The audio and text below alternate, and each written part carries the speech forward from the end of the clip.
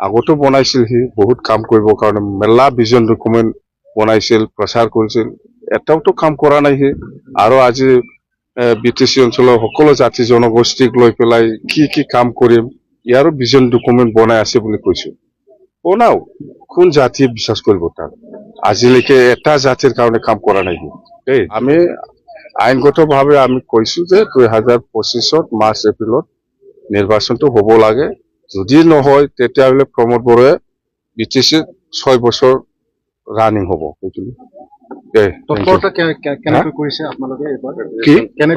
preparation বিৰাট ভাল চলি আছে আমাৰ প্ৰত্যেকটা জিলা প্ৰিপাৰেশ্যন ভাল প্ৰাইমাৰী লেভেল হওক ব্লক লেভেল হওক বিৰাট ভাল প্ৰিপাৰেশ্যনটো দেই সম্ভৱ নহয় মুঠতে আগন্তুক দিনত চৰকাৰ অহাৰ পিছত আমি খুব চিষ্টেমেটিকেলি আমি কাম কৰিবৰ কাৰণে হাতত লৈছো মুঠতে আমি চৰকাৰ আহক চৰকাৰ আহিলে আমি এইবিলাক কাম কৰিম নাই আমাৰ কথাটো হ'ল কি যেনিবা প্ৰমোদ বড়োৱে আজিৰ দিনত 5টা বছৰৰ যিটো পইচা ইনষ্টলমেণ্ট 5 বছৰৰ যিটো টেনৰ পইচা 2020ত পইচাটো সি ব্যৱহাৰ কৰিছে 21ত ব্যৱহাৰ কৰিছে 22ত ব্যৱহাৰ কৰিছে 23ত ব্যৱহাৰ কৰিছে 24ত ব্যৱহাৰ কৰিছে 5টা বছৰে পায় ইয়াতকে বেছিটো পইচা ব্যৱহাৰ কৰিব নোৱাৰে আপুনি যদি প্ৰমোদ বড়ো কোৱাৰ নিচিনা সিফালে ডিচেম্বৰত যদি হ'ব লাগে তেতিয়াহ'লে 6 বছৰৰ পইচা ইনষ্টলমেণ্ট সি ব্যৱহাৰ কৰিব পাৰিব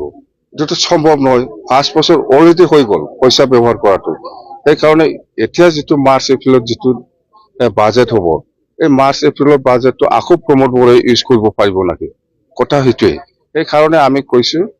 যে মাৰ্চ এপ্ৰিলৰ ভিতৰত নিৰ্বাচনটো হ'ব মাৰ্চ এপ্ৰিলত যিটো নতুন বাজেট হ'ব 2025-26ত এই পইচাটো প্ৰমোদে আকৌ ইউজ কৰিব পাৰিব নেকি তেতিয়াহ'লেতো এইটোতো বেআইনী হ'ব কোনো প্ৰাইম মিনিষ্টাৰ কোনো চিএম বা কোনো কিবাই আজিৰ দিনত 6 বছৰৰ পইচা হাত দিয়াটো মই দেখিবলৈ পোৱা নাই বা হোৱা নাই এনেকুৱা সম্ভৱ নহয় যদি মাৰ্চ এপ্ৰিলত নহয় প্ৰমোদ বড়োৰ নিচিনা যদি ডিচেম্বৰত হয় প্ৰমোদ বড়ো কোৱাৰ নিচিনা ডিচেম্বৰত যদি হয় তেতিয়াহ'লে এই পইচাটো বাজেটত সোমোৱাটো বাদ দিব লাগিব ষ্টেট গভৰ্ণমেণ্ট বা দিল্লীয়ে গোটেই অসমৰ পপুলেশ্যনটো লৈ পেলাই দিল্লীয়ে বাজেট দিয়ে অসমত বাজেট দিব অসমে কোনটো কাউন্সিলত কিমান দিব লাগে সেইটো বাজেট কৰিব তেতিয়াহ'লে এই বিটিচি 2025-26ত বাজেটটো তেতিয়াহ'লে অসম চৰকাৰে বাদ দিব লাগিব এইটোতো সম্ভৱ নহয় কেনেকৈ বাদ যাব কেনেকৈ গেপ ৰাখিব সেইকাৰণে মই কৈ আছো যে মাৰ্চ এপ্ৰিলত হোৱাটো সম্ভাৱনাটো বেছি আৰু হ'ব লাগে বিছমুৰি প্ৰাইমাৰী কমিটি বিপিএফ দলৰ আণ্ডাৰত আৰু হলথুগাঁও প্ৰাইমাৰী বিপিএফ দলৰ আণ্ডাৰত কেইজনমান আপছু ৱাৰ্কাৰ আৰু ইউপিপিএলৰ ৱাৰ্কাৰ আৰু এক্স এনডিএফবি ৱাৰ্কাৰসকলে আমাৰ বিপিএফ দলত জইনিং কৰিছে টোটেল 27 জন খুব ভাল কথা আমি আদৰি লৈছো জানক আমি ফিউচাৰত কি কাম কৰিম কোনটো বিষয় লৈ বেছি গুৰুত্ব দি পেলাই আমি কাম কৰিবলৈ হাতত ল'ম এইবিলাক কথা মই অলপ জনাই দিছো ইহঁতক এইবিলাক গোটেই কথা আমাৰ অহা 20 আৰু 21 তাৰিখত যিটো বিপিএফ দলৰ 2 দিনীয়া কাৰ্যসূচী লৈ পেলাই যিটো ট্ৰাইনেল কনফাৰেন্স হ'ব সেইবিলাক এই সময়ত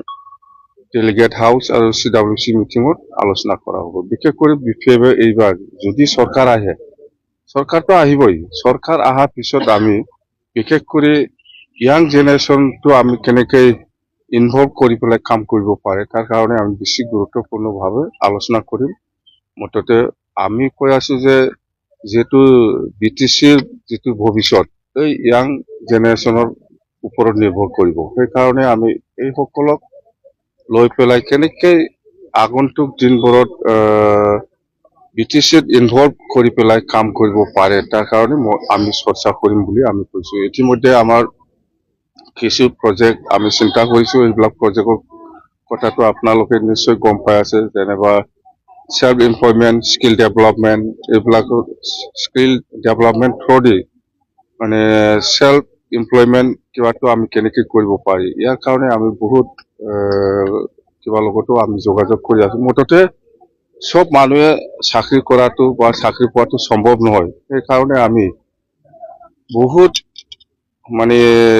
বড়ই হওক কোনোবা আদিবাসী হওক বা কোনোবা কোচ ৰাজবংশী হওক বা নেপালী হওক বা মুছলিম হওক বা নাথ যোগী বা সূত্ৰধৰ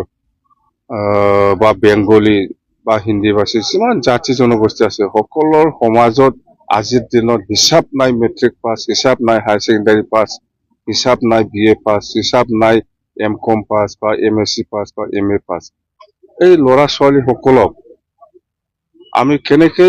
এ, এ, মানে সেলফ এমপ্লয়মেন্ট কিবাটো আমি দিব পাৰে তাৰ কাৰণে আমি বেছি গুৰুত্বপূৰ্ণভাৱে আগন্তুক আমাৰ ঠাই